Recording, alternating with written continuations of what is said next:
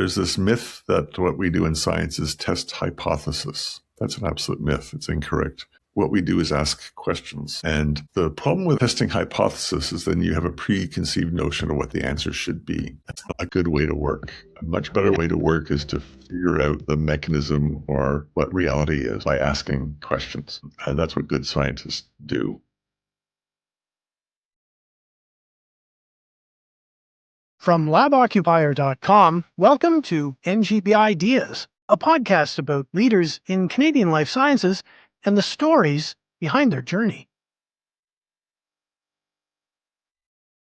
Hi, I'm your host, Jim Wilson, and my guest today is Michael Rudnicki, who is co-founder and chief discovery officer of Satellos Bioscience in Ottawa, Ontario, and one of the most accomplished stem cell scientists in the world.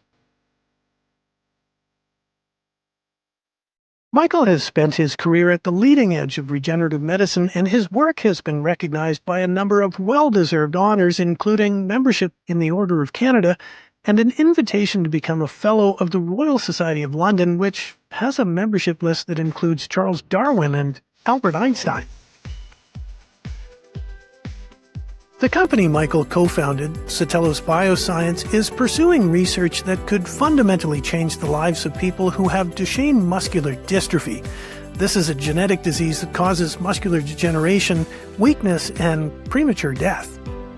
Michael and I cover a lot of bases in our conversation, including his family, what led him into science, his career, and his thoughts about the current state of Canadian life sciences.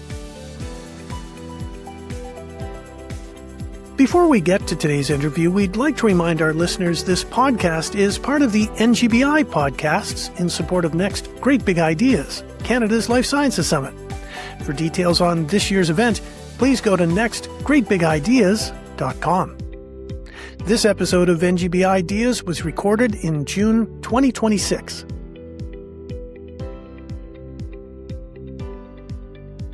Michael, welcome back to NGBideas. Nice to be back. Nice to have you. And again, thank you for making the time. So let's dive in. You were born in Nepean, Ontario, and I'm guessing in the early 1960s, late 50s, which makes us 59. Okay. So we are very similar vintage. And Nepean, for those who may not know, is kind of a suburb of Ottawa.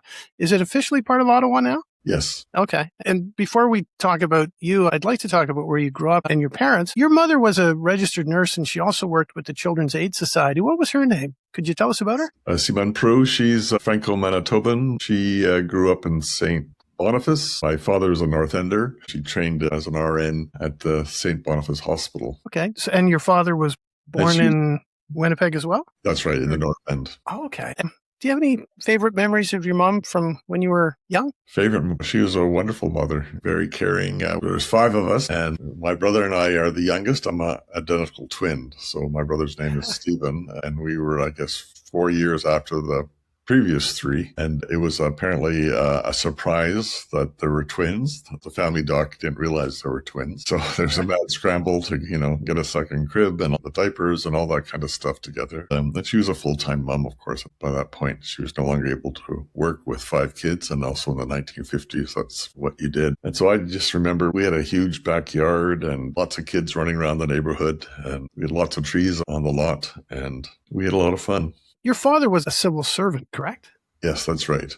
So he came from a very working class Ukrainian family in the North End. And because he was a soldier in the Second World War, he got to go to university and went to the University of Manitoba, got his BA, did a master's degree in social work. So both of them were the first members of their family to have higher education. Do you know how they met? Apparently they met in a park in Winnipeg. My father, because of his time overseas, I think he had an interest in French-speaking girls. So he was very interested in my brother. He's tall and beautiful, and he's also tall, and they sort of hit it off. I think it was a bit like Romeo and Juliet, coming from 2 very different backgrounds.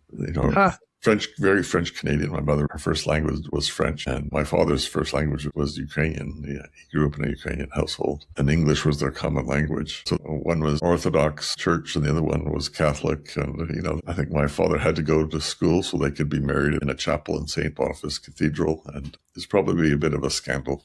Well, I'm glad it worked out. Now, in doing the research for our conversation, I learned something about your father that I would like to talk about.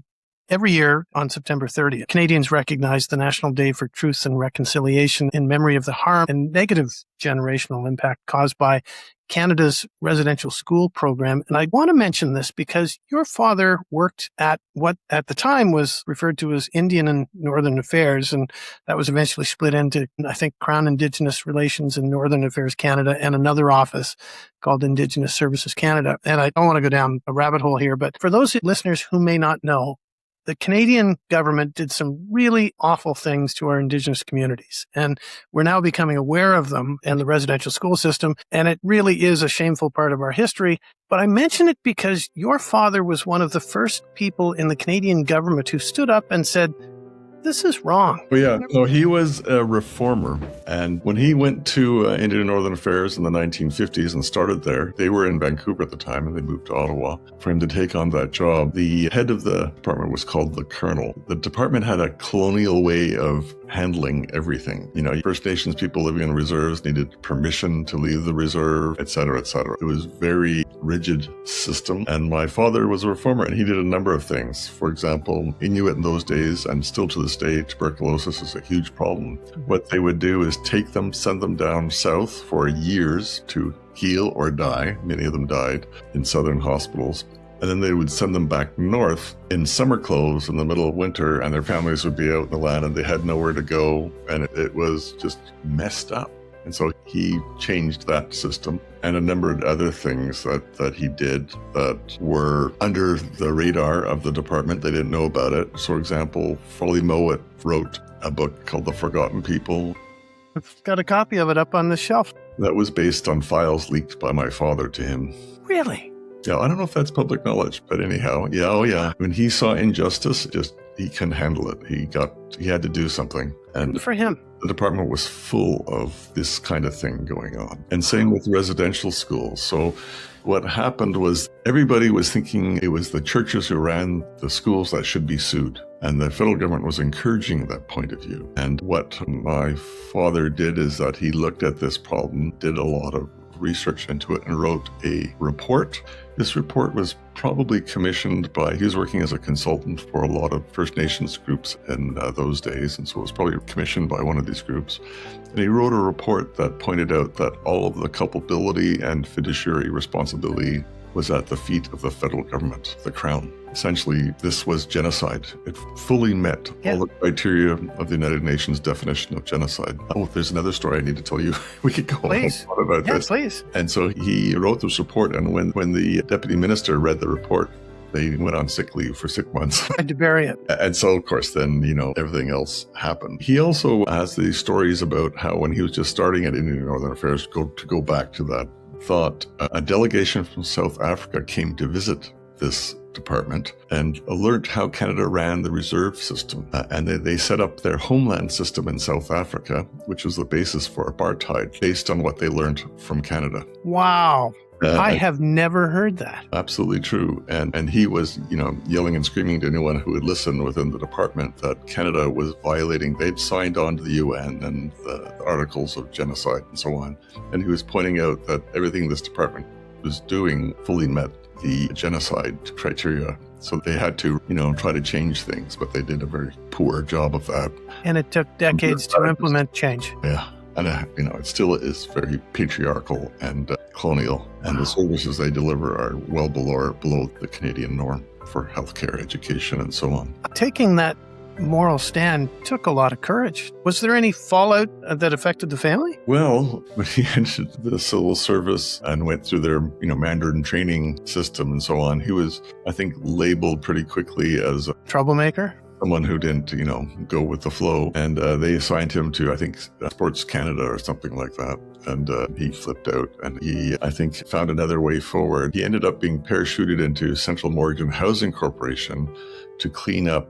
The minister who did that with him, who was his champion, was Andras, was his name. There was all kinds of corruption occurring in Quebec with donations finding their way into Liberal coffers. It was all hush-hush. This was under a Liberal government, and he was supposed to clean that up. The ministers changed. He lost ministerial protection. A new president was appointed. What was his name? He was a developer who built Canada. Anyhow, at the time, he was working on putting together a housing program for the Métis in Saskatchewan and elsewhere, who were living in ditches, in shacks, and that kind of stuff at that time. And they accused him of leaking cabinet documents, but he wasn't leaking cabinet documents. The drafts were written as if they were in that format, but they weren't cabinet documents yet. Nowhere near that. So that was the discipline they followed. And these were being, worked on in consultation with the people and so on. That housing policy eventually got implemented and lifted hundreds, if not more, people out of poverty by building them housing that they then owned. But they fired him to get rid of him. Teron was the president's name. He sued for wrongful dismissal and eventually won, the first one to achieve that against the federal government. But that really, I think, took a toll on him personally and financially. I mean, he had to, he worked in Manitoba for a number of years and then came back as a consultant, but that certainly made it difficult for him. Sounds like you had two great role models growing up. Yeah. You mentioned earlier that you have an identical twin, and I've not knowingly spoken with anyone who has an identical twin. Who's older? I'm 10 minutes older. We're conceived at the same moment, presumably. I've read that identical twins have an extra close relationship. Would you agree with that? Yeah, we're good friends, and we enjoy spending time together. Growing up, were you friends or foes? Tight as two sardines in a can. Okay. We had great fun together. We were very small. We had a private language, apparently. I understand. Really? I understand that when you were about 8 years old, which would have been in the mid-60s, late 60s, your parents moved from Nepean to a neighborhood in the heart of Ottawa called the Glebe. And I had never heard that term before. So I'm an historian. I researched, I looked it up. And here's some trivia for our listeners very quickly. A glebe is land that's been specifically granted by a church. And that was a 178-acre tract known as the glebe lands of St. Andrew's Presbyterian Church. And it was granted in 1837, I think. And so that's where you ended up. And it's in the south end of, I guess, the downtown core bordering on the Rideau Canal. Yeah, it's north of the canal, south of the way. That's right. And I'm guessing with 5 kids in the household, it was a pretty busy home. Was your the house where everybody, all of the neighborhood kids hung out? Yeah, it was chaos. That's right. So your mother hopefully ran a tight ship? Dad was always working, but mom ruled the roost. Yeah. And she became mom to a lot of kids who were maybe a little lost or something because of their own situation in the neighborhood. She was a very caring person. I also read that when you were quite young, I guess you and your brother used to take things apart. Yes. Yeah, like my parents' alarm clock, that kind of stuff. Then the family car, like when we were 15 or 16 years old, we'd get the hood up and take the carburetor apart. And my poor father had to deal with us. And we put it together. I was going to ask because I would take things apart, and I think most kids did, but most of us couldn't put it back together. And I'm on that list. Yeah. Well, we started with our bicycles that way, and taking them all apart, putting them back together and changing tires. So were you one of those kids that had a chemistry set too? Yeah, but those weren't very enjoyable because it was very prescriptive, the sorts of silly experiments you could do. So we started experimenting by seeing if we could mix our own gunpowder. Were you successful? Nothing ever exploded. It would just hiss and send out a shot of flame, but luckily no explosions. So we couldn't get the mixture quite right. Do you think that kind of was the genesis of your interest in working in a lab? I'm not sure. I think the interest in science, when we were growing up, I think one of our favorite shows for both of us was Jacques Cousteau, doing underwater exploration, photography sorts of things. And of course, National Geographic shows in general. But the underwater world of Jacques Cousteau. Yeah. So for the longest time, when I was growing up, I wanted to be a marine biologist. I thought that would be very cool to do. Huh. And that sort of followed me through high school. But in high school, I read The Selfish Gene by Dawkins, which really got me thinking about genetics and DNA and the DNA revolution. And so when I went to university, I went into a molecular biology program. You know what? Before we go there, if you don't mind, I'd like to talk briefly about your siblings because I was so impressed learning about your family. Like you've got an older brother who's an artist, and he ran a graphic arts company, I think, down east. Yeah, in Halifax. Richard was an artist, but he built the largest graphic arts company on the East Coast, advertising, graphics, that kind of thing. And then he sold it off to become a full-time artist, and he's a painter, and he did a lot of really spectacular work. He had a heart attack a few years ago and is gone now. And he is very accomplished and has a following, and people collect his work still. His wife, Susan Tuke, is also a very accomplished, even more so well-known painter in Nova Scotia. My older sister, Denise, was a CBC journalist, CBC radio, became a national reporter. She started in the Northern Service and then moved around the CBC. She hosted The House for many years. Right, yeah. And then for a few years, she was on television filling in for Barbara Frum when she was off on the weekend. On the National. On the National. I remember that. And then kids happened, and she took some time away from that. And then after that, she did communications and other sorts of jobs. She's retired now. My sister, Elaine, was a classically trained modern dancer who then started with La Groupe de la Place Royale in Ottawa, Montreal, and then went to Europe, was in France for many years where she met her future husband, her first husband. She did her master's degree. It's like an MBA for the arts at the Sorbonne, and she did a fine arts degree at York here in Canada before that. We also trained with Martha Graham in New York. Yes, right? that's right. Yeah. Wow. And then she worked for the Canadian government as a cultural attaché, was in Geneva with the UN for a while, and now she lives in a little village 2 hours south of Paris. She lived in Paris for many, many years with a new husband, where we're looking up to a walled medieval village called Saint Suzanne. It's just gorgeous. Love to visit them. And she's semi-retired. She does yoga teaching, yoga therapy, and things like that. But she's also an accomplished painter. And you're just a lowly geneticist. What a pedigree. My brother Stephen is I should mention, he's an electrical engineer. He did his master's degree. He was a submariner, went to Royal Military College, was a submariner on the old diesel electric Oberon class submarines chasing Soviet subs off of Canada for many years, and then retired and went to work in the private sector. Now he's fully retired. I think success in our lives comes in no small part from our parents. Did your parents kind of drive everyone to succeed, or were they more in subtle encouragement? I'm not sure. We weren't whipped to achieve. This is just, we were all curious and engaged and maybe a little driven. I don't. Obviously, it's in the genetics. Let's come back to you. In the 1960s, when you and I were kids, the Apollo program was in everybody's mind. Now it's Artemis. Do you think it had a lasting impact on you? Oh, absolutely. My brother and I were absolutely nuts for it. So every week we're writing NASA to get photographs and materials. They would mail out tons of materials. And so, we had the big map of the shot going around the moon, the Apollo program, and had reams and reams of things like autographed photos, et cetera, a huge folder of it, which we've now lost. We can't find it anywhere. I don't know what happened to it. It's a real shame. But we were absolutely nuts about astronauts and anything to do with space. And we played with these major Matt Wilson toys, astronaut, not the soldier guy, not G.I. Joe, but astronauts. And we would build spaceships. I remember inside a chest of drawers, we would build a spaceship using cardboard and so on as if it was a space station. Yeah. Kind of stuff, and it drove my mother nuts. We were also doing stuff like rescuing turtles and injured birds and, nonstop. So our younger listeners are going to chuckle at this, but back in the 60s, television was relatively new and it was black and white at that time. And I remember that. Yeah.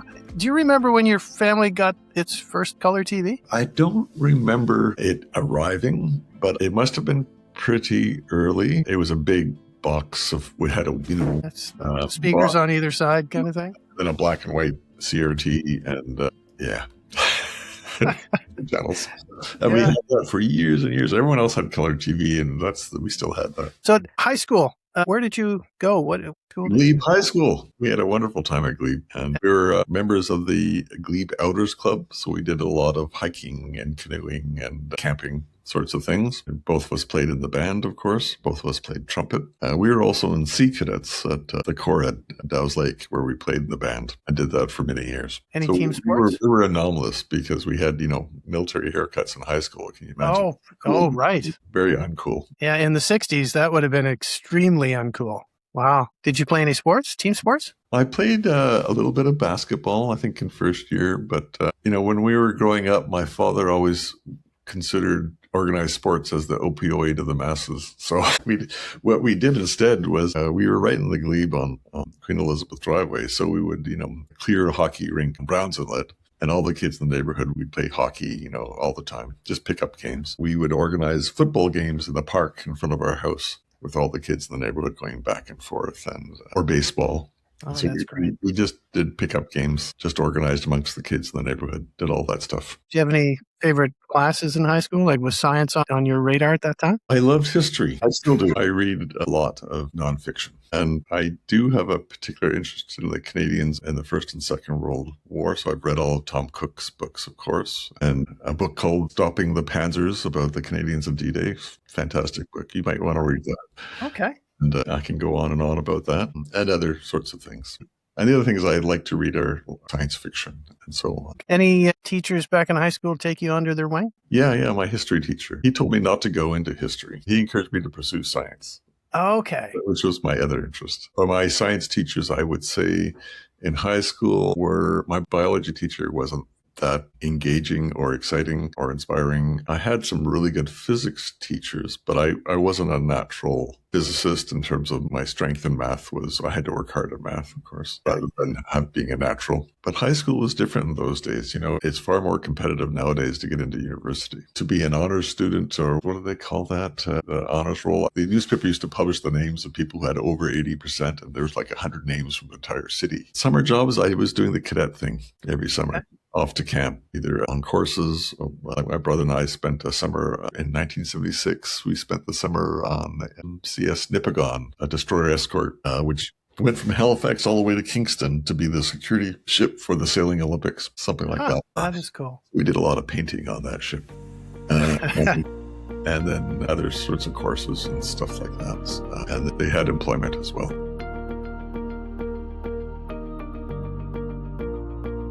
Hi, it's Jim. When we come back, Michael talks about his university years and the path that led him to the Whitehead Institute at MIT. Don't go away. I'm Jim Wilson, and you're listening to NGBideas, Canada's Life Sciences Leadership Podcast. Hi, it's Jim here. If you're a new listener, we'd like you to know one of the goals of this podcast is to share the personal story of leaders in Canadian life sciences.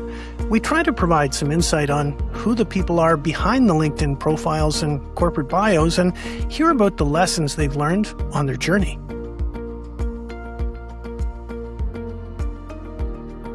We hope you like what we're doing, and if you do, we have a small favor to ask. We will greatly appreciate you telling your friends about us and promoting us on social. You can use the hashtags NGBI, NGBideas, NGBI Podcasts, and NGBI Summit. And by the way, don't forget to subscribe wherever you get your pods so you don't miss any future episodes. Thank you so much for your support. It is very much appreciated. Okay, let's get back to our conversation. Hi, it's Jim Wilson, and you're listening to NGBideas. My guest today is Michael Rudnicki from Satellos Bioscience in Ottawa, Ontario. Did everyone in high school know the Rudnicki brothers? Well, like I said, I don't think we were super cool. We were kind of maybe nerdy with the short hair, and the people in the Outers Club were, I don't know how cool they were. I mean, it was the football players and so on who were the cool dudes. Okay. And then there was, I guess, other, as you may recall, different groups in high school. So we formed our own tight group of friends with similar interests. So we were the only ones in cadets. I think that theme kind of is similar in my son's high school at the moment. You attended the University of Ottawa and pursued a Bachelor of Sciences degree in molecular biology. I'm assuming you went to Ottawa because it was geographically desirable. We can't afford to send you off to school. Okay. So live at home and go to the local university. Okay. And what were those undergraduate years like? Do you recall? Well, I lived at home. I wasn't on campus. So, I made a lot of new friends and that kind of thing. I had some really inspiring professors who I think motivated me to pursue this area. But it wasn't until I started working in the lab as a fourth-year project student that I caught fire. And it was the perfect melding of intellectual and working with your hands and thinking with your hands that I just had a riot. I thought, oh, I'll continue this. But it wasn't like planned career. It was, a decision you make in the moment. I'll keep doing this for now, and who knows, I didn't have a plan, if I could put it that way. I get asked when I go over around the world visiting different universities and institutes, and typically if you're a guest speaker or they'll have, lunch with the students kind of thing. And I always get asked, how did you plan your career when you were starting out? So, you ended up so successful. And I was like, well, I didn't. You pursue your passions, and I guess you work hard, but there's serendipity, luck, and opportunities arise, and you have to make the right choices. But it wasn't something I had a plan. Yeah, it's not preordained. Yeah. No. But you have to be passionate about what you do. If you're not, I think that's going to be an issue. Yeah. I read that you were a whitewater river guide during university. That's right. I worked for Wilderness Tours. That was my summer job. On the Ottawa River. Yep, the upper Ottawa, around Calumet Island, which is big water, especially in the spring. Yeah. Oh, and that's where the Olympic course was, is it not? I think so, yeah. Back in 76? Yeah. Yep. And again, a lot of our listeners might be scratching their head going, whitewater on the Ottawa River. It is world class. It's huge, yeah. So they, in the spring, they run these big they used to, big Colorado rigs to get through the big water, and then used paddle rigs rather than oars, which they now use. And we had a lot of fun. That was a good time. Did you ever have any close calls? Yes, I had some injuries. I tore my meniscus of my knee one year, which required surgery. And then another year, I tore my gastrocnemius muscle. I have no idea what that is. It's your calf in your calf. Oh, okay. I ripped it. Yeah. So they were serious injuries. Would your friends and family call you an adrenaline junkie? I don't think I am. I mean, certainly, when my knees were good enough to be skiing, I wasn't doing the, crazy, stupid stuff. I don't like things like skydiving or rock climbing. I wouldn't do. Active, not stupid. Yeah. So, that happened because of my interest in canoeing and paddling and doing gentle whitewater, not big whitewater. In rafts, you can plow through the holes and that kind of thing, and everyone gets wet. But in a canoe, it'd be a lot more difficult. Let's come back to your university degree in molecular biology. So you spent a lot of time in the lab, and when I was doing my master's degree in history, I was doing a lot of research, and I found it too monastic, and it kind of turned me off pursuing a PhD. Did you gravitate towards research? What was it about molecular biology that? Yeah, so I think it's different in the biosciences. So in a well-funded lab, there are lots of people. You'll have like my lab at its peak was about 25 people. It's reduced in size these days. HR funding is a challenge. But, we had 6 graduate students, 8 postdoctoral fellows, 3 or 4 technicians, some research associates. So it's a big social group. So it's more of a team environment. Absolutely. And so, we'd be there at night with the music cranked, and then we'd go out for a few beers afterwards. It was not monastic at all. Okay. I should have pursued a science degree. You took a cell biology course in second year that I understand you quite liked. Yes. What was that course? What was the professor's name? David? I've forgotten now. David Wilson. Anyhow, the style that it was taught was, here are all of your tools that you can use. Let's design an experiment to ask this question, and these are the results we can find historically. And so the exams were design an experiment to ask X. And what that taught me was how experimentalists think, which is not, there's this myth that what we do in science is test hypothesis. That's an absolute myth. It's incorrect. What we do is ask questions. And the problem with testing hypothesis is then you have a preconceived notion of what the answer should be. Not a good way to work. A much better way to work is to figure out the mechanism or what reality is by asking questions. And that's what good scientists do. And I really enjoyed that. Dave Brown was his name. Okay. outstanding teacher. And so he would go through and lecture on about how certain discoveries were made, the key experiments they did. So we learned how to do experiments that way. It was absolutely engaging. And then we had other professors. One of the guys had been with Jacob Monod, the phage group in Paris, and he would tell stories. So these are the people who understood, who figured out how genes work, the operon theory and so on. I don't need to explain that. But he tells stories about going down sewers of Paris and getting samples to isolate bacteriophages and then isolating them in the lab. He was a wonderful professor. Told us stories. So that kind of background, or maybe was off topic in the course, but it was thrilling to hear those war stories, if I could call them that. Yeah, great environment. When you were an undergrad, you published 2 papers, which is pretty unusual for a student at that level. And I read they were about, correct me if I'm wrong, neuronal differentiation of embryonal carcinoma cells. I haven't the faintest idea what that means. So Mike McBurney, who is my supervisor, he's retired now, was one of the key players in developing the conceptual and experimental framework that influenced the whole embryonic stem cell area. I could go on and on about that. He's a guy who I don't think got the recognition that he deserved, perhaps because of his personality. But embryonal carcinoma cells were the cells that were studied before embryonic stem cells had been discovered. So what they are is from a tumor called a teratocarcinoma. So it's a cancer-derived cell.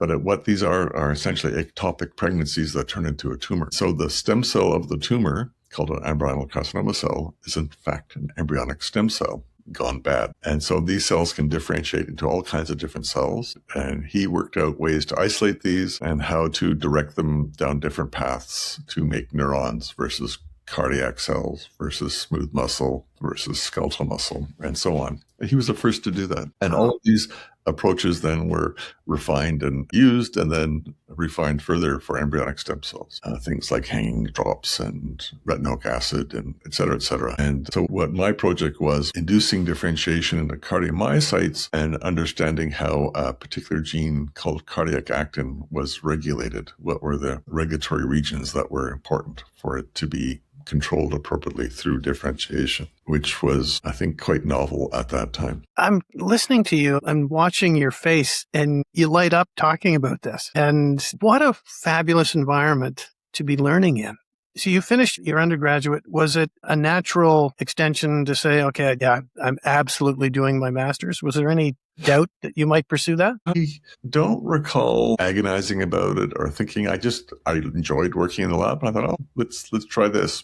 See where it goes. See where it goes. And then about a year and a half in, I was thinking, maybe I'll do my PhD. So I applied to a number of different places. And I was offered a spot at UBC with Tony Pawson, who became a very, very prominent Canadian scientist, world known. But I decided that time-wise, a master's degree is 2-3 years in those days. PhD is 4 or 5 years. If I reclassified and did my PhD in the lab I'm in, I would be 4 or 5 years. If I moved elsewhere for my PhD, I would be 8 years. And that seemed to me not an efficient way to proceed. And because things were going well, I liked the environment where I was. And so I decided to stay and just get it done and do my training as a postdoctoral fellow outside of Ottawa. Usually you don't move after a master's degree unless you've been encouraged to finish with a master's because things aren't working out or you don't get along with your supervisor. Right.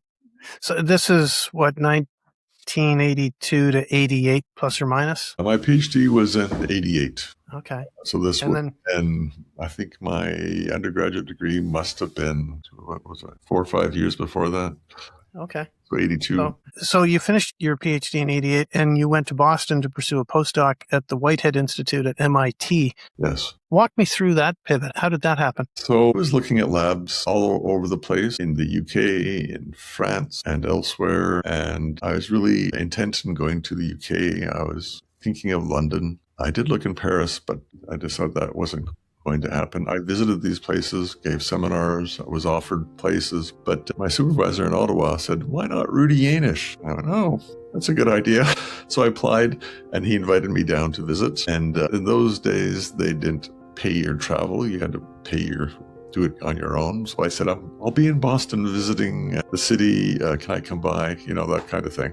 Got my foot in the door. And what I really liked the group, it was one of the top molecular genetics labs in the world at that time. It still is a leading lab, even though he's in his 80s. And my thought was that Oliver Smithies had published papers where they'd done homologous recombination in, I don't know, fibroblasts or something with genetically modifying endogenous genes. Other people had derived embryonic stem cells, and I thought, let's combine them together. And I thought, this is a brilliant, innovative idea. Well, it turned out only me and about 10,000 other people had the same idea. But that's okay. Rudy at that point was assembling a group to work on embryonic stem cells and start some gene targeting work. And it was the perfect group of people to get this done efficiently. I brought with me from Ottawa what are called selectable markers. It's a plasmid called PGK-Neo that had been built in Mike McBurney's lab. And the PGK promoter allows expression of this gene that you can select for, so you can use it for gene targeting and homologous recombination. Very, very efficient.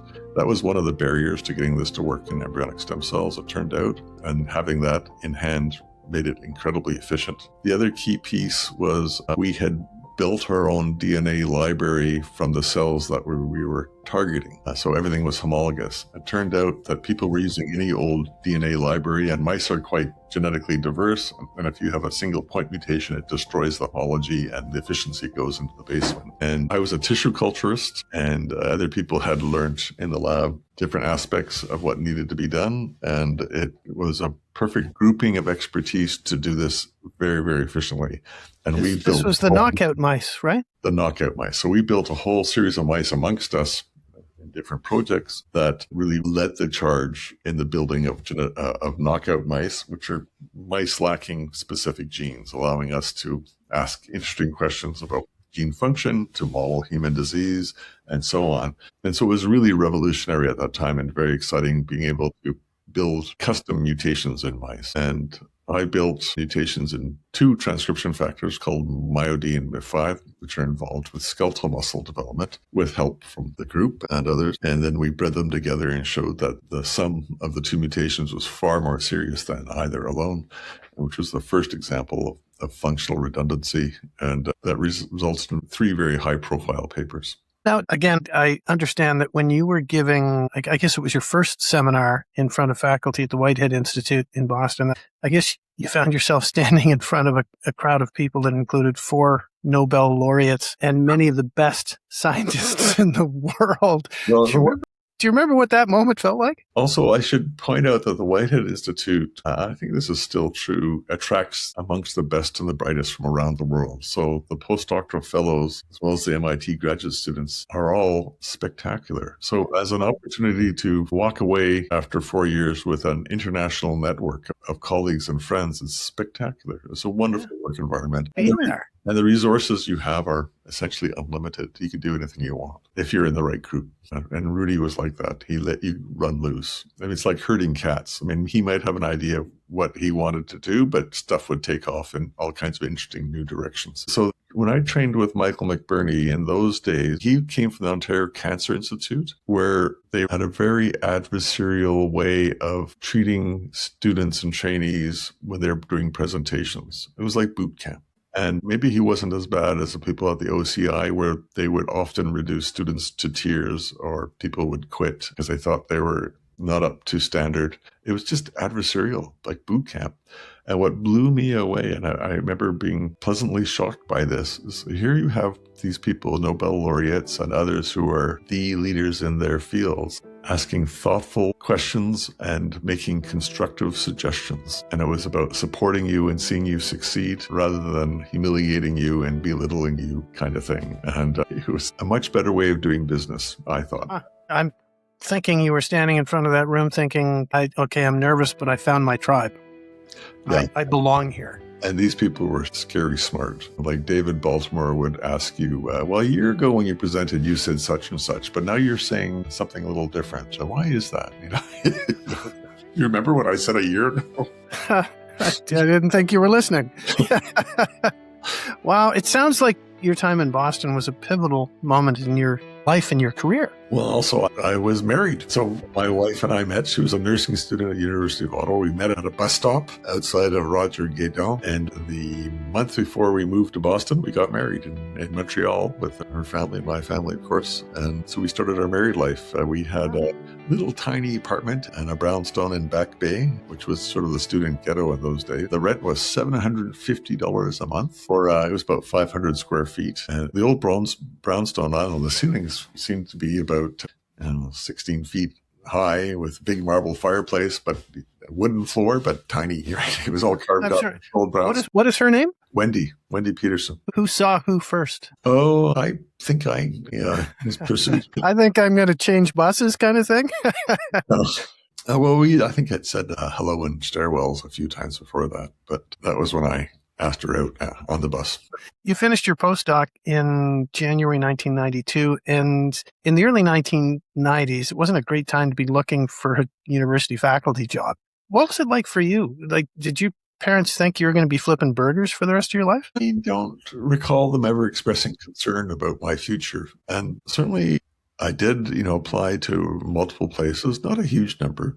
I was offered a position at Sick Kids by Ron Wharton, but with no resources. They'd give me a space in someone's lab to do some work. And I visited John Hassel, who had a job that they had advertised at McMaster and had a startup package, modest by today's standards. And but what was really attractive is that they were building out a mouse facility that they wanted to put a transgenic lab in. And I got to work with the architect to design it. And I was the only one in it for years. That was spectacular. Yeah, so it was a different time. If you're successful, I guess things work out. But, I did give a lot of job talks, but it was before I had the 3 cell papers, and all that work that led to those spectacular papers was like in the last year. From conception to papers, it was like 1 year. It was just crazy accelerated thing because everything was firing in all cylinders. And I worked like a maniac to make it happen. It was about this time you started working with the Canadian Muscular Dystrophy Association, correct? Yes. And how did you get involved with that organization? Like directly through research? As a graduate student, I did hold studentships from them, but I also held studentships from the National Cancer Institute, Terry Fox, Stephen Fogno awards and things like that. But with the Muscular Dystrophy Association, I met some patients and that kind of thing. And because I was working in skeletal muscle and looking at muscle determination, it was, I think my first grant to CIHR was to combine one of the mutant mice I built with MDX mice, which are the mouse model of Duchenne muscular dystrophy. And we made it worse by doing that. They were further defective in repair. And so I started looking to them for grant support, like that sort of thing. I'd appreciate you taking a moment and explaining exactly what muscular dystrophy is. So there's hundreds of different genetic diseases. Many are known. Some are still being mapped because they're still so rare. Duchenne muscular dystrophy is the most common form. It's about 1 in 5,000 male births. In women, it's about 1 in a million. It's on the X chromosome. It's a very, very large gene, the largest gene in our body. Because it's on the X chromosome, you need 2 mutations in female and only 1 mutation in male. So that's why it's so much more frequent in males. It's a lethal disease. Untreated, you die as a teenager with progressive muscle weakness. And with the best medical care, some patients now live out to their 30s, but I think the average lifespan is around 22. So you basically lose in a very progressive way skeletal muscle strength. Your muscles become replaced with fat and scar tissue, and then eventually you have heart issues, you have breathing issues and muscle weakness, and they die of all kinds of different reasons. Most of them die because of these cardiovascular issues.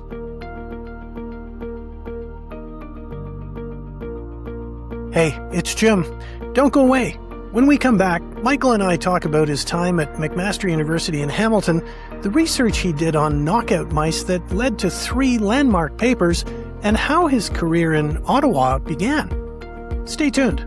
I'm Jim Wilson, and you're listening to NGBideas. I mentioned earlier that one of the goals of this podcast is to promote the next Great Big Ideas Summit.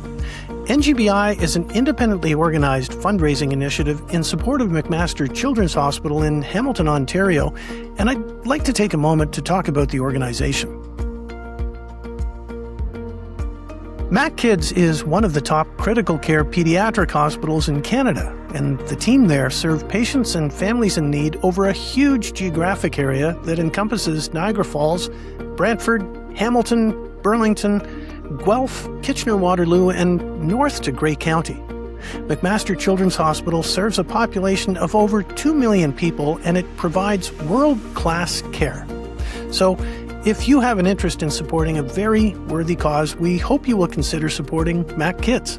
For more information, please go to hamiltonhealthsciences.ca/McMaster-Children's-Hospital. Now you know our why. Let's get back to the show. Hey, welcome back. It's Jim Wilson, and my guest today is Michael Rudnicki from Satellos Bioscience in Ottawa, Ontario.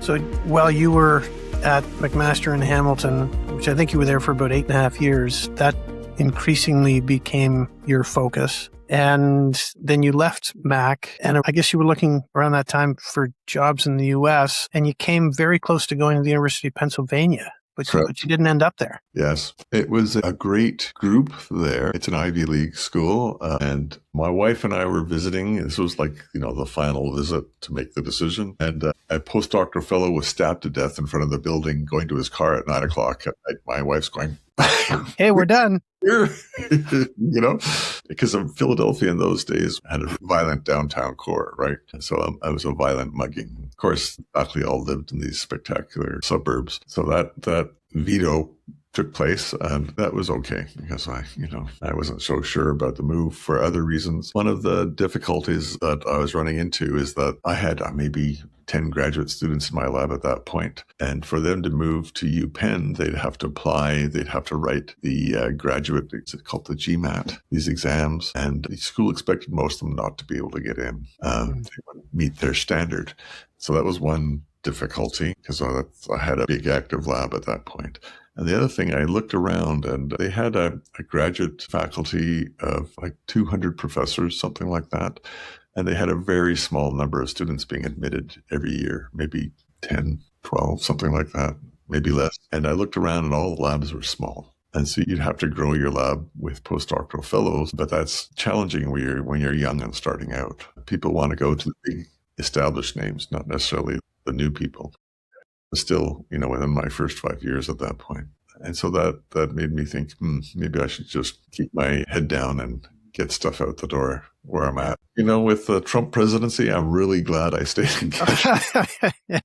And we're glad you did as well. Around the same time, Ron Wharton was starting a new hospital-based research institute in Ottawa, and he convinced you to head up the molecular genetics group. Correct.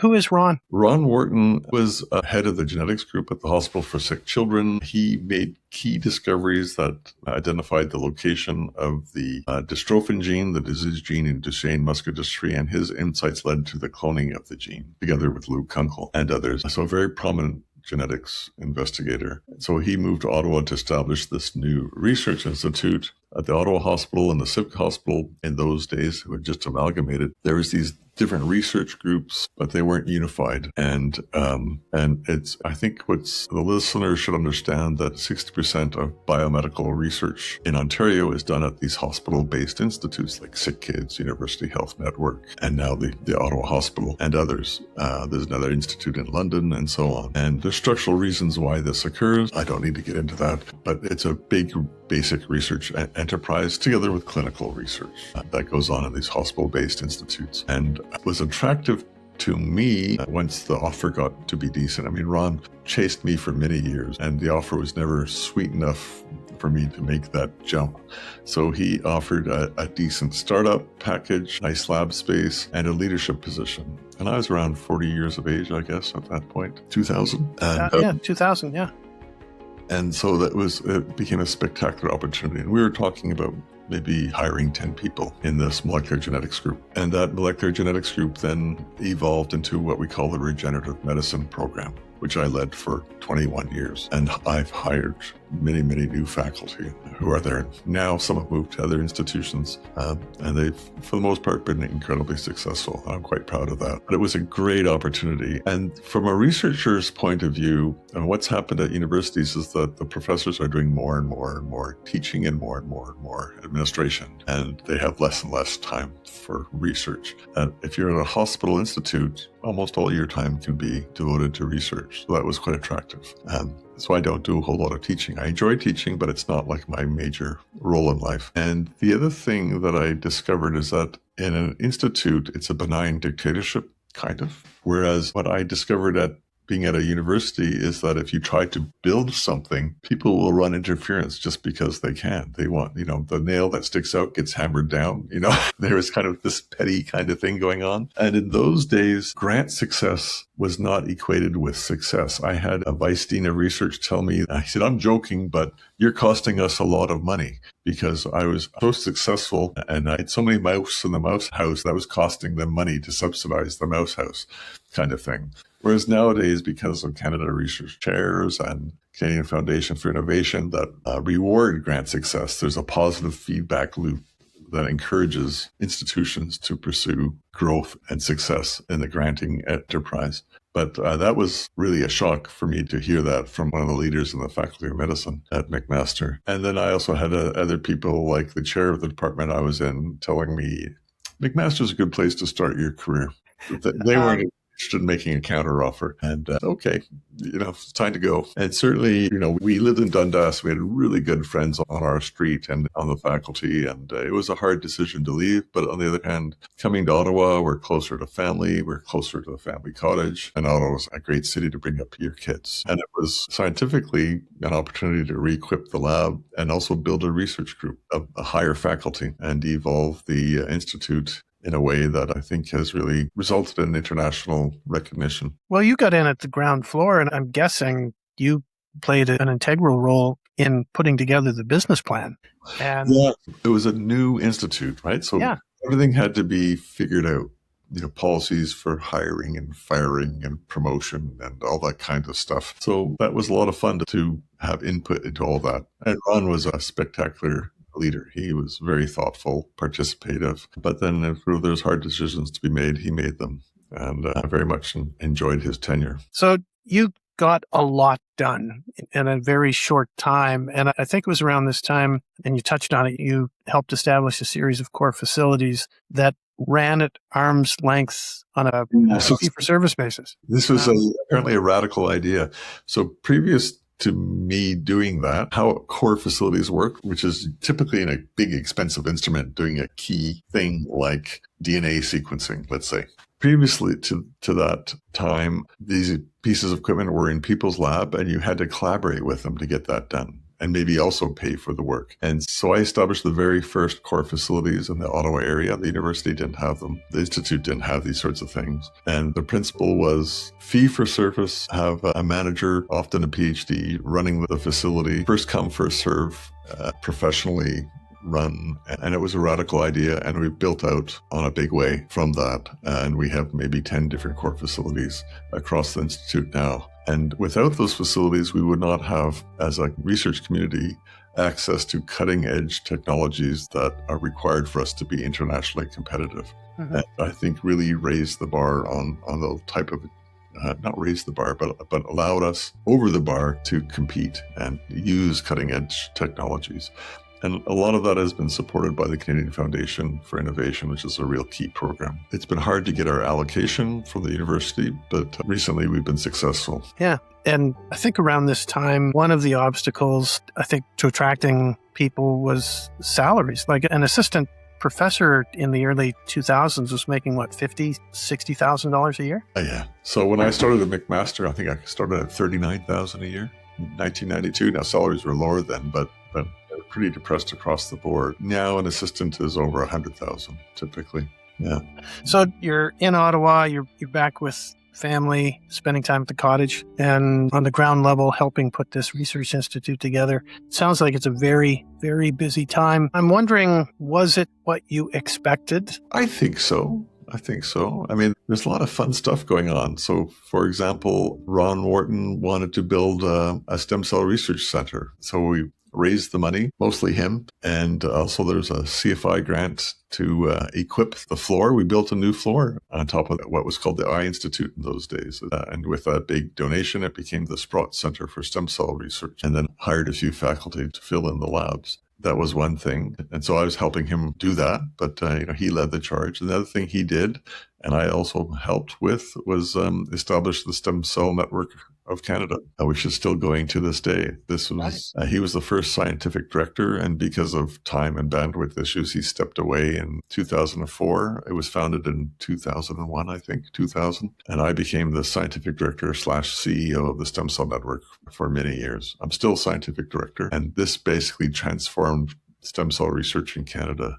I think your listeners should know that Canada punches well above its weight in this area in regenerative medicine and stem cell research. Stem cells were first shown to be real entities by Tilla McCullough, working in Toronto in the 1960s. This is a Canadian discovery that is fully deserving a Nobel Prize, and they should have been recognized for that. I think they did get the Lasker, and they trained, legions of students and postdocs. And so to this day, we have this bench strength in stem cell research that continues to be internationally impactful. And the Stem Cell Network organized that in a national way. So rather than having Canadians looking south or to Europe to collaborate, they now look east and west. So it's really important nation-building enterprise. Oh, it's fabulous. And the Stem Cell Network funds grants with a translational arrow and also clinical trials. And the work from within the Stem Cell Network has led to spin-offs of biotech companies and applications that are in the clinic now. So it's been very, very impactful for what is not a lot of money. Yeah.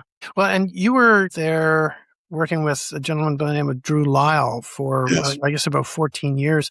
And it looks like that was a very productive partnership. Oh, yes. Yeah. Drew was an amazing guy, Scottish, originally went to Oxford. He was on the financial side of things. But I think when he was 10, he translated the Iliad from Greek to English. He's one of these, but he comes across as a regular guy. Like he loved the Ottawa Senators and that kind of stuff. So we were joined at the hip. We worked very, very closely to figure out a new way of business for the Stem Cell Network, being goal-oriented, managing the research rather than funding and forgetting, and pushing things along the translational pipeline. And I think we were very, very successful. Drew passed away a number of years ago now from melanoma. So he was a huge loss to the community. We also help fund BioCanRx, which is another network in the cancer area. Right. Yeah. Doing more great work. What was the biggest challenge you faced at that time? Well, when I came on board, we had a midterm review. Basically, we had failed. They felt we were not being aggressive enough pursuing our goals. We're too academic, too much emphasis on curiosity-driven research on one hand, and on the other hand, we had a reviewer on the panel who felt the whole program should be shut down. And so sorry, who were they? Your board? The external reviewers at the site that we had to be successful to have continued funding. So they wanted to shut us down. And so I came on, and Drew and I completely blew everything up and redefined what the network was. And we were very successful after that. And the Stem Cell Network is now run by Kate Murray, and she's a former guest on this podcast and a powerhouse. And she's the one who introduced us. That organization that you helped found has become the national voice and an international voice for stem cell research. It's extraordinary what you and your team have done. And she has become the face of regenerative medicine and also a spokesperson for science in general. So, yeah, she's doing a fabulous job. Absolutely. Terrific. So you're still very much involved with the Stem Cell Network as scientific director. What does that entail? Well, I think, I'm a member of the board. Kate and I talk on a regular basis as issues arise. I think in terms of heavy lifting work, the biggest thing is my participation. I chair the Research Management Committee, which, as well as reviewing the applications for funding, it reviews the research progress and also addresses policy and strategic issues as well. I'm involved with the arm's length peer review by our international panel. I sit on that committee and help guide its decisions and so on and so on. So you juggle a lot of roles and you have a huge number of responsibilities. How do you stay balanced? I'm not sure. Balance is something where everything's aligned. I'm not sure.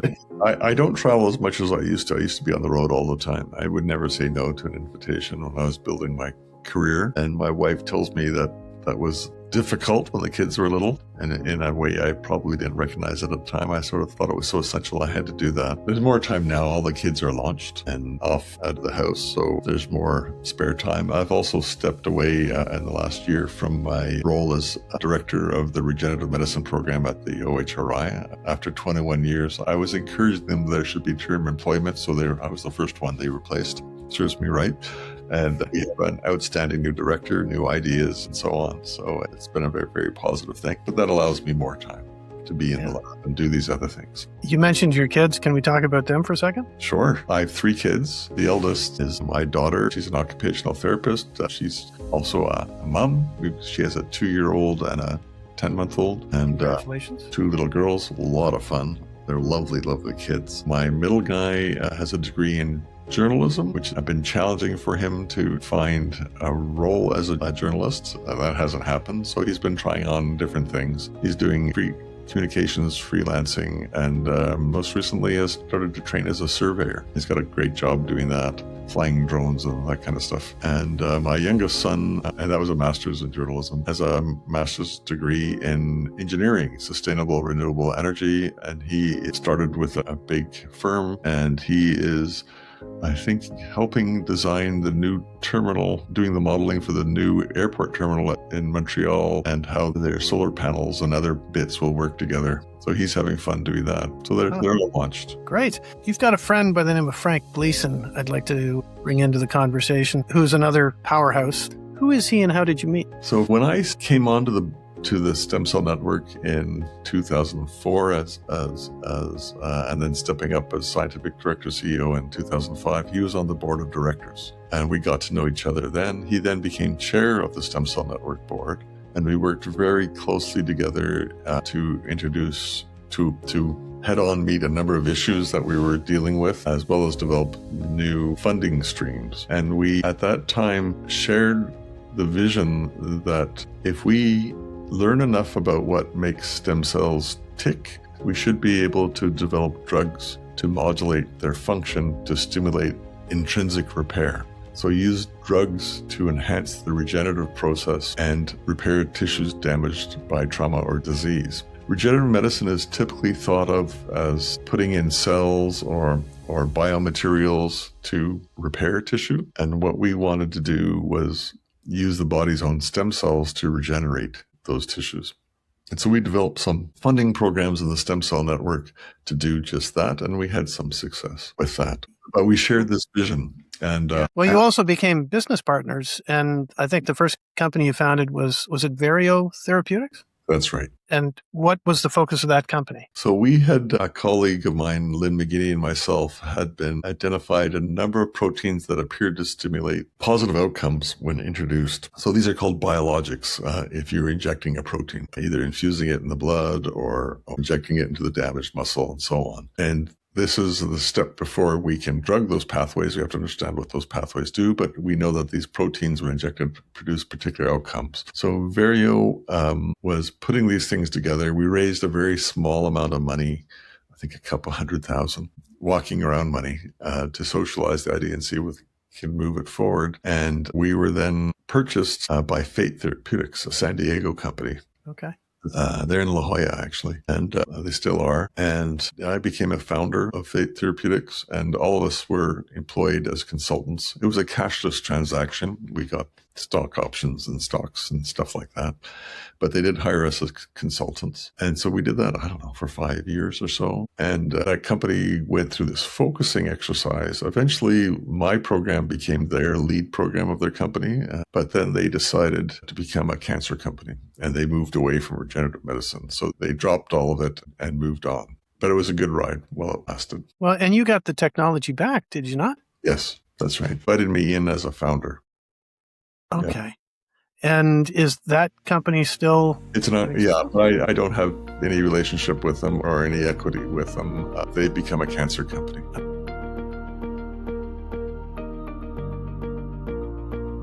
Hi, it's Jim again. We're going to take a short break, but when we come back, Michael and I talk about the company he co-founded, Satellos Bioscience, their focus on Duchenne muscular dystrophy, and what he wants every person listening to take away from this conversation. Stay tuned. I'm Jim Wilson, and you're listening to NGBideas. Hi, it's Jim Wilson, and I'd like to take a moment to talk about the next Great Big Ideas Summit, which is coming this fall. If you are part of the Canadian life sciences community, NGBI is one of the key events you want to put in your calendar. The NGBI Summit is an independently organized, not-for-profit, national networking event that attracts innovators, investors, disruptors, academic entrepreneurs, industry suppliers, today's leaders, and startup founders from coast to coast who are quite likely many of tomorrow's industry leaders.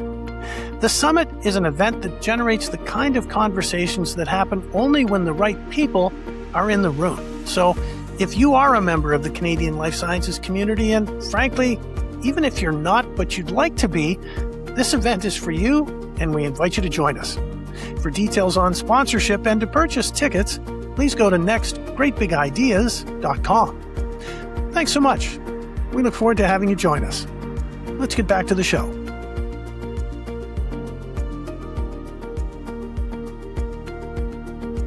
Welcome back to NGBideas, Canada's Life Sciences Leadership Podcast. I'm Jim Wilson, and my guest today is Michael Rudnicki from Satellos Bioscience.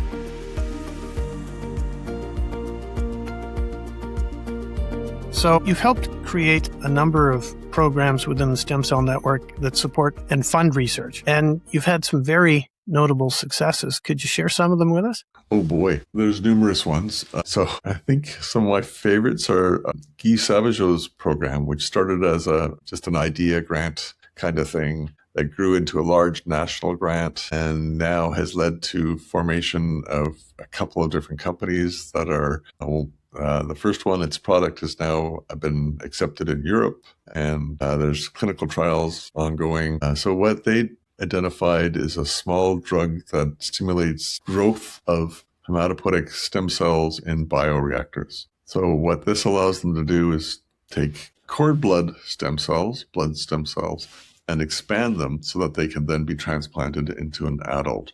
The problem with cord blood stem cells is there's not enough of them to transplant an adult in a single cord.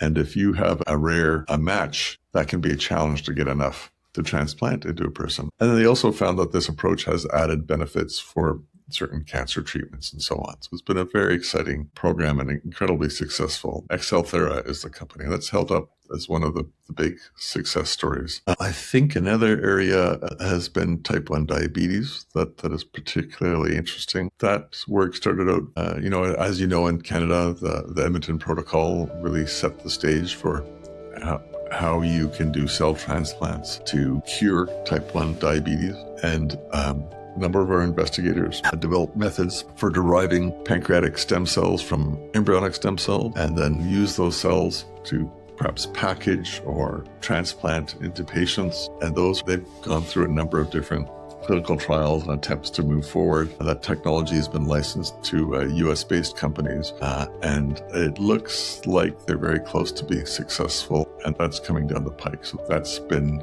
quite something. My own work, of course. In 2018, you and Frank co-founded a company called Satellos Bioscience, and for those listeners who may not know, Duchenne muscular dystrophy is an inherited genetic disorder. And again, correct me if I misstate something here. And it causes progressive muscular weakening and degeneration, as you mentioned earlier. And it's, I believe, the most common and severe form of muscular dystrophy, and that is the focus of your company. Yes. And could you build on that? Well, the idea for the company came out of discoveries made in my lab, and we also found a new role for the disease gene dystrophin in regulating what stem cells do. And in the absence of dystrophin, stem cell function is deficient and repair is deficient. So our discovery essentially led to the conclusion that this stem cell deficit in Duchenne muscular dystrophy strongly contributes to disease progression. And we identified one way of ameliorating that was to restore the function of stem cells by modulating different pathways independent of dystrophy. And so that was the goal of the company, to do just that. And we shopped this around and around and around and had very little traction with the Canadian venture capitalists, who are very conservative, by the way, tend to follow American investors, not lead. And then we met with the group at Bloom Burton. John Holyoke and Brian Bloom were the people we met with, and they loved the idea. And they did an initial investment and then follow-on investments, and they've been our champions and strongest supporters since then. They're absolutely fantastic. They're an investment bank in Toronto, Bloom Burton, and I love those guys. And they love us too. So what you are working on, from my layman's perspective, is extraordinary, and it's game changing. And I understand that company is the first regenerative pharmacology company. How come nobody else has done this before? Other companies have used drugs to modulate stem cells, but typically it's always been in the cancer space, cancer stem cells, not to regenerate tissues. And so I think we're, very innovative. Certainly in Duchenne muscular dystrophy, it's a paradigm shift in our understanding of the disease as a signaling molecule deficiency rather than a structural protein. The field has been dominated by this single point of view for decades, and it was very resistant to allow this different view of the universe in the oxygen, if I can put it that way. But things are coming around because the data is accumulating not only from our lab, but from other groups as well, that this is an important driver of disease pathology. There's still those who utterly reject that idea. They're not evidence-based. I don't know why they call themselves scientists. Dogma is a thing in all fields, including science. When you're shifting paradigms, this is part of the process. Yeah. Well, in November last year, 2025, the company announced the publication of new research that validated the approach you're referring to. And that was huge news in the industry. Oh, good. Yeah. So this is a paper we published in Nature Communications where we looked at embryonic and fetal development in MDX mice lacking dystrophin. And before any disease pathology appears, we see that the stem cells are misbehaving in the same way as they're misbehaving in the adult. So it occurs first, not after the disease pathology. Because many people were saying, this just reflects all the inflammation that's causing this, for example. And we also showed that if we breed the dystrophic mice with a mouse lacking the target gene, AC1, which is what we're drugging in Satellos, you restore function to basically normal levels. So polarization of stem cells, generation of progenitors, and amount of differentiated cells becomes normalized. So, sorry, let's back up for a second. Are we talking a cure here? I don't want to use the C word. Okay. We don't know. Okay. I think our hope is that we will have extended ambulation, enhanced quality of life in multiple ways for these patients. Whether they'll have a normal lifespan, we just don't know. In humans, that's why we have to do a clinical trial. Right. Well, best of luck. I've got my fingers crossed. Starting a company is difficult at the best of times. What has been your experience with Satellos? Are you on plan and budget? So we hear from investors and others that they can't believe how fast we did this. We've been doing this for 8 years now, so it doesn't seem that fast to me. It's been very sort of logical and progressive and a lot of hard work. We have a spectacular team that's highly motivated. And I should say one of the really unusual things about this team is that everyone is motivated by caring about the patients and doing something for the patients. And it's not about making money. It's about driven by purpose, not by profit. Yeah. And apparently that's unusual, we hear, but I can't understand why you'd work this hard if it was, if you just, I don't know. And maybe that, starts with Frank and I and permeates the company, and Frank is also spectacular at team building. He's worked very hard to build a team of people who are team players and who are driven and have the right constellation of strengths to be part of the team. And we're now 30 people. Wow. Being a co-founder can be a recipe for success or disaster. How is it that you and Frank work so well together? I think that's also unusual. So both of us really like each other and respect each other and respect each other's expertise. So I don't tell him how to run the business, and he doesn't necessarily tell me how to design experiments, and we together work very, very well at synergizing our strengths, if I could call it that way. And also, when I've been involved in other companies, the scientific founder usually is off to the side in an advisory board, maybe working as a consultant. They're not at the table in the center. So I have a C-suite appointment. I'm Chief Discovery Officer, presumably because I discover stuff. And so I have an eye in and a voice at the table where these decisions are being made. And we have a very accomplished group of people working together to guide the company and manage the company. So that's kind of unusual. And I think that's because, Frank values my participation. That's a great partnership. It's unusual. Yeah. And it's also, I think, one part of our secret sauce. I often ask a question, but not always. And I'm going to ask it here, if I may. Everyone has personal and professional setbacks, and they shape how we live and work. Can you think of any defining moments in your career that have helped make you the researcher and the leader that you are today? Like a challenge or a setback? Yes. Was there a moment where the walls were closing in? You thought, I'm not sure we're going to get out of this. Well, certainly with this stem cell network, that first midterm review, it was incredibly nerve-wracking. The second site visit where we had to save it, I was very nervous and I wasn't sure we were going to make it. That was terrifying. And so getting through that was something else. On the scientific side, I don't know. It's been a great ride. I mean, things go up and down, dealing with, trying to get papers out the door, trying to get grants funded. That's not unique to me. Everybody goes through that. I've always sort of overcompensated, I suppose. Having multiple grants and being overfunded helps buffer you from losing money and losing grants so you can maintain momentum. And the momentum's gone up and down over the years. Recently, a big issue for me is I hold a National Institutes of Health grant, what's called an R01, which is their big grant. I've held it for 36 years, something like that. And it expires this month, and I'm not going to renew it because of this political situation. I don't think I can get it renewed from what I understand how foreign grants are being treated. I was the sole PI. I'm not a collaborator on a U.S. grant. And now the committee that does the final approval for grants has been politicized, and they don't have to listen to peer review. They can just turn things down. And that's a huge hit for me. A lot of my annual budget came from that grant. So I'm looking to the CIHR to build out research funding, but their budget hasn't changed in 15 or more years. The amount of money they're granting per grant hasn't changed, and salaries have gone way up in 15 years. The cost of doing business has gone way up, plus inflation. Everything is more expensive, so the grant isn't worth as much. And they keep making administrative cuts. So let's say they award you $180,000 a year, they'll cut it 25% so they can fund more grants, which means you can't do the work that you've been funded for. And the pay line is so bad that a lot of good science is not being funded. And so their solution to that is that they're cutting the competitions from twice a year to once a year. This is in play now, which means that there'll be fewer grants. And they also want to prevent the bottom ranked grants from coming back in ever again, which means, especially for new investigators who put their heart and soul and best ideas into the grant, if they hit the wrong panel and don't have an understanding reviewer, they can be blackballed and be out of it. And it'll be a career killer, and only being able to go in once a year.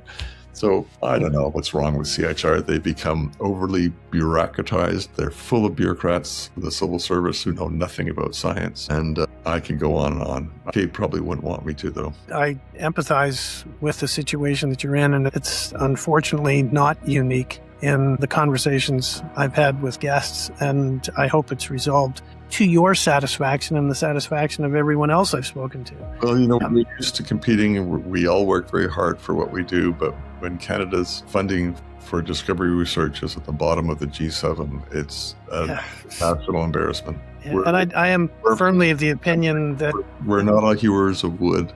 Yeah. We're not drawers of water. We are a leading nation, and science should be part of that economic engine. Yeah, I am firmly of the opinion life sciences is the basis for the next industrial revolution, but that's above my pay grade. I don't want to embarrass you, and I've just got a couple more questions. So thank you for your patience. This has been a lot of fun.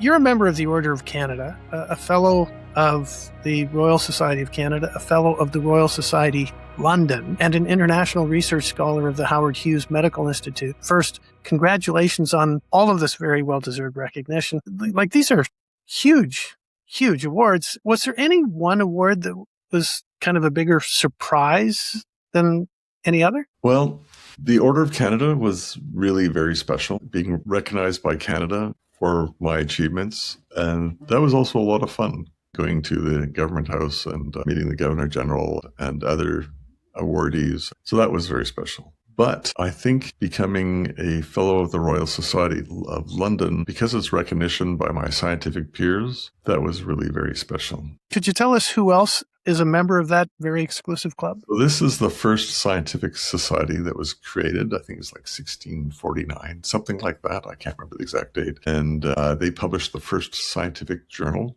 And when you're in the ceremony, you have to sign their book, right? Which is made of vellum, which is like a sheepskin. It's this huge thing with brass stuff holding it together. It's ginormous, and you have to do it with a fountain pen. They used to have people do it with a feather, but that became just overly messy. So we had to practice with a fountain pen, and then they put this paper screen with a box cut out so you don't mess up the rest of the page. But if you go back to the beginning of the book, it's signed by King Charles the first, but whoever was in charge in those days, with this big, signature, who was the founded the society. They flip a few more pages, and there's Charles Darwin, Isaac Newton. Isaac Newton has a very small signature, by the way. And then, a few more pages, and you get to sign. That is so cool. And they have about 50 inductees every year, and it was very cool. And the building was full of scientific artifacts from, centuries ago, and their library he was tempted to take, first edition Origin of the Species, but I, of course, can't do that with painting and so on. Einstein is also a member, but he never signed the book. He didn't bother. And there's paintings of these different people, of course, and others. And so, all those classic scientific names that you can think of are all there. And you're part of that club. Yeah. So that was a tremendous honor, and I was just thrilled. And that was because of a rule change that they allowed Commonwealth nations to be eligible for membership. Otherwise, before that, you had to be a British citizen. Yeah, I don't think anyone can say you got in on a technicality. So I am so thankful that you've made the time, not once, but twice, because the first time we had some production issues. One or two final questions, if I may. What is the one key message you would like listeners to take away from your story? Well, if one is so lucky to get a job in an area that you're passionate about and care about, it makes for a very fulfilling career. That is, I can't imagine doing something where I hated my job. I couldn't do it. So make wise choices and try to pursue your passions, and then you can hopefully have a rewarding life. Good advice. We end all of our interviews with one question, which is this: what is the next great big idea on your horizon, sir? I have so many. I am interested in aging and have some thoughts about how to pursue that, and in the realm of stem cells and tissue maintenance and repair. But my wife wants me to think about retirement. Maybe it'll go that way. I hope you can find some common ground there. But again, thank you so much for this, Michael. It has been an absolute privilege sitting down with you, and I really do appreciate your time. It's been a real pleasure, Jim. Thank you.